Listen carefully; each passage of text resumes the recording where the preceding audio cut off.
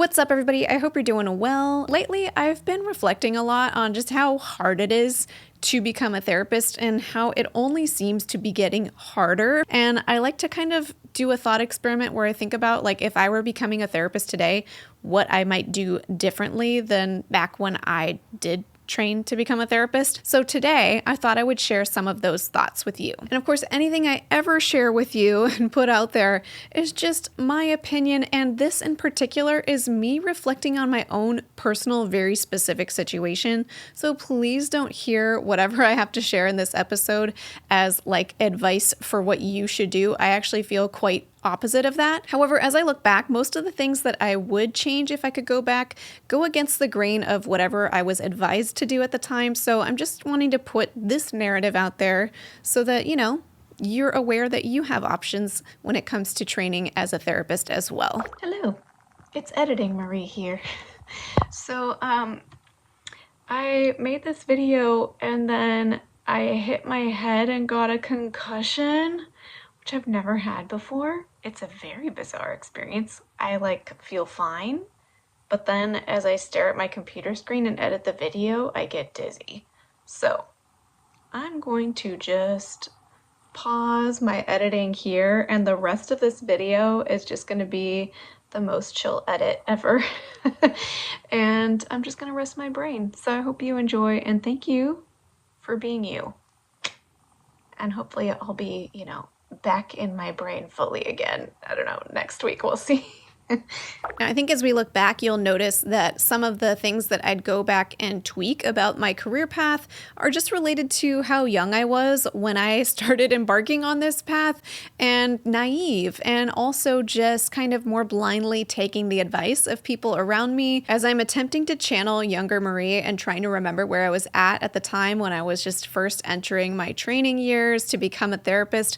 I think I had some wherewithal that whatever I was thinking was the right career path for me at 18, 19, and 20 had the potential to change over the trajectory of my career. So one general approach I remember taking at the time was to try to keep as many career options available to myself as possible. So if there was any path towards becoming a therapist that left the door open to a lot of other options, I was going to take it. So I think as we run through these things that I would change, you're going to see those two items pop up thematically. One, that I just was trying to keep as many doors open as humanly possible. And I also gave other people's advice, I think, too much weight in my decision making because I just assumed that they knew what was best. And unfortunately, I had multiple professors steer me away from becoming a therapist. I remember this one professor that I worked with pretty extensively for multiple quarters as both a TA and a research assistant. I was telling him what I wanted to do and that I wanted to be a therapist. And I remember him saying something along the lines of, "Wait, you want to be a therapist?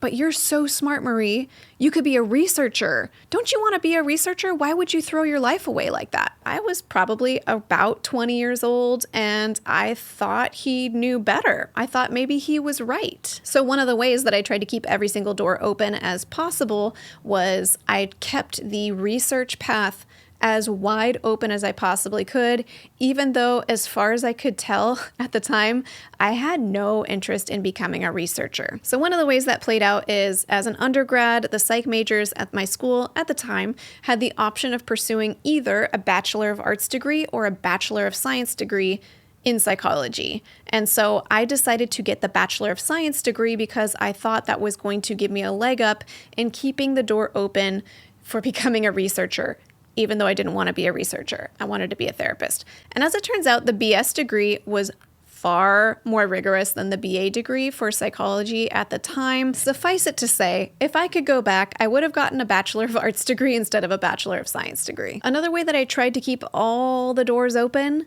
was I planned to get a doctorate degree. I was interacting a lot with my professors in undergrad, all of whom had doctorate degrees because, again, at least at the time, at the academic institution I was a part of, all the professors had to have a doctorate level degree. I hope it's different now, but something tells me it's probably not. I felt like the PsyD was the right fit for me because it would have very rigorous clinical training And it would keep the door open for so many other things that a doctorate degree opens, I thought, would open the door for, whether it be research, assessment, or, certain types of teaching roles, that I would keep the doors open for all of those with my doctorate degree, but getting the clinical training that I really wanted. Sidebar on that I was not educated about as an undergrad, but if you're looking into this, you should definitely educate yourself about, is if you get a PhD in psychology versus a PsyD in psychology, there is a vast difference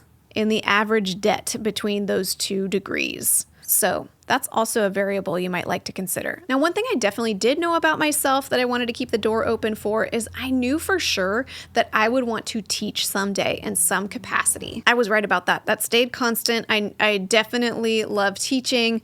It just so happens that I'm doing it right now primarily through a YouTube channel and online courses, and that was just not something I had even fathomed when I was an undergrad. I went to a university that only hired professors with doctorate level degrees, again, unfortunately, and so I presumed that if I ever wanted to teach, I would also need a doctorate degree. If I could go back, I definitely would have chosen a master's level degree instead of a doctorate level degree. Not because I think master's level degrees are better than doctorate degrees. I think it just makes sense to get the degree that fits the career path that you want to take, and the career path that I've chosen does not at all merit a doctorate level degree. A master's level degree is more than sufficient to do everything that I'm doing now. I don't know which of the many now counseling related master's level degrees I would have gone for. I haven't done that research because I'm already here now, but I'm sure that one of those master's level routes would have been a better fit for me. It would have saved me a lot of time, certainly a lot of money, and also just like energy put it into learning things that were just really unnecessary for my future career path. Like, I wrote a whole dissertation. Can you just let that sink in for a little bit? I wrote a whole dissertation knowing that I would be done doing research after I finished my dissertation. That was just a lot of time spent on a dissertation.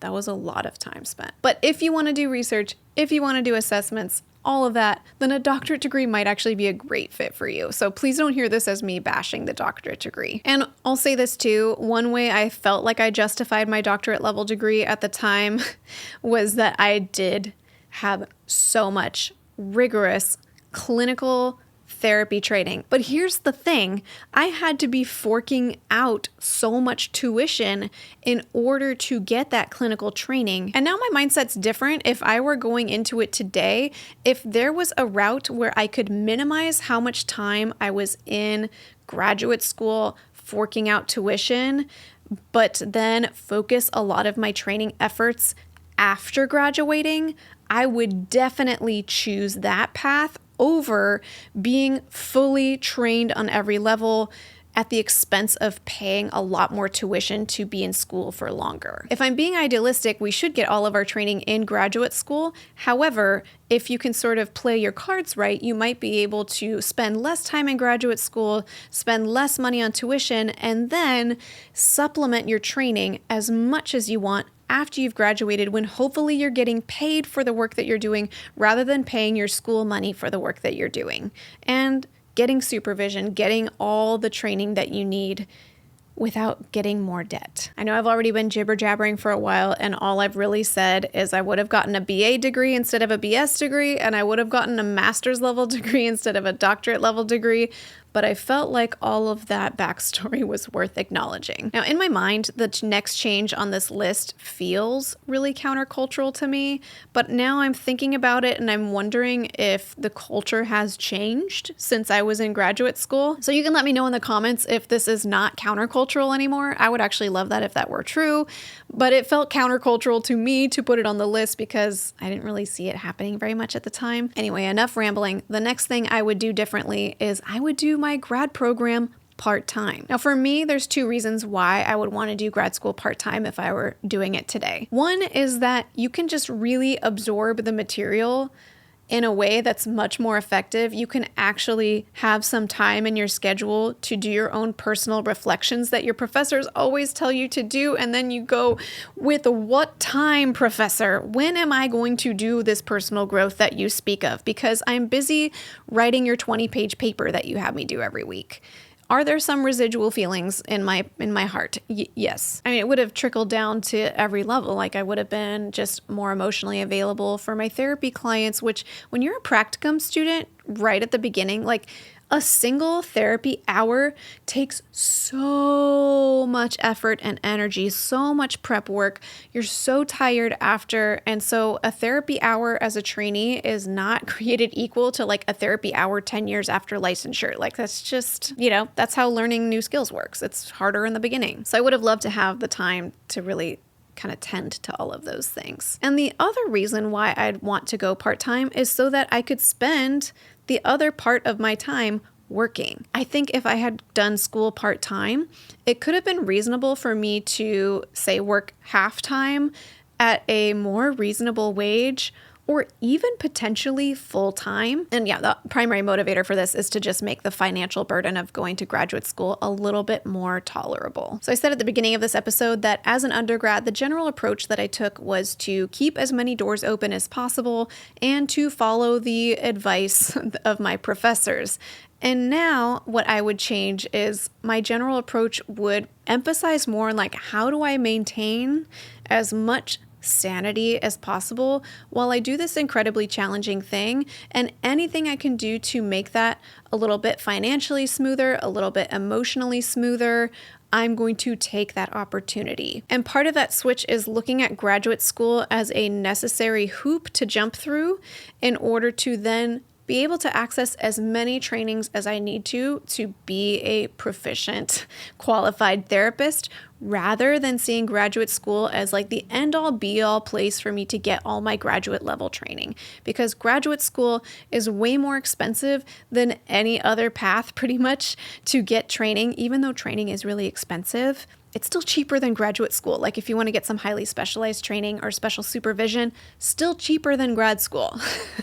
So that's something to kind of keep in perspective. If there's any way to shrink the cost of grad school, shrink how long you're in graduate school, and just be open to pushing some of that training after graduate school, I think for me at least, that approach would make a lot more sense if I were doing this today. Well, I hope this was helpful for you to listen to. Part of why I wanted to record this is just because, I mean, to me, it can almost feel surprising like how drastically different my approach would be now, almost 20 years later, than where I was at back then.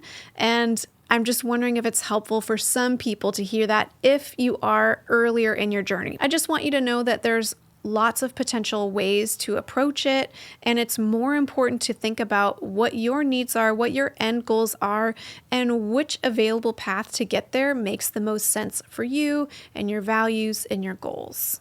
That's all. And before we close, I'd like to thank TherapyNotes.com for sponsoring this video. TherapyNotes helps with all of your practice management needs, from scheduling to notes to billing. They have a HIPAA-secure telehealth platform that's available for free for all users, and so much more. If you'd like to check out Therapy Notes, you can get 2 months to try it for free with no commitment just by clicking the link in the description of this video. Well, thank you so much for joining me in this episode. You might be seeing some more of these kind of chit-chat style episodes in the next month or two, just because I got a lot of stuff on my schedule. So I'm going to let myself focus on those a little bit and make my video making process a little smoother. But I hope you still found this supportive wherever you are in your career journey. And until next time, from one therapist to another, I wish you well.